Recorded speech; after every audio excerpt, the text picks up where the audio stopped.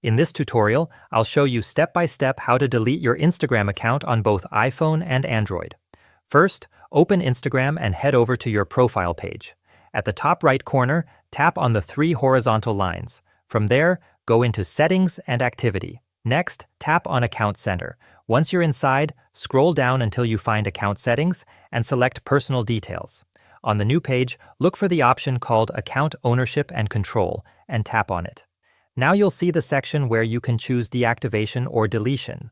At this stage, you'll need to pick which account you want to remove.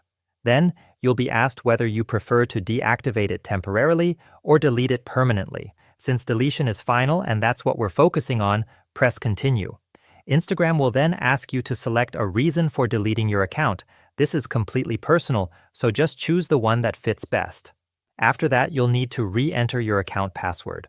Once you type in your password, you'll land on a confirmation page. In my case, it shows that I have until the 20th of September to cancel the deletion if I change my mind. But if you're certain, all you need to do is tap Delete Account. And that's it. You're done.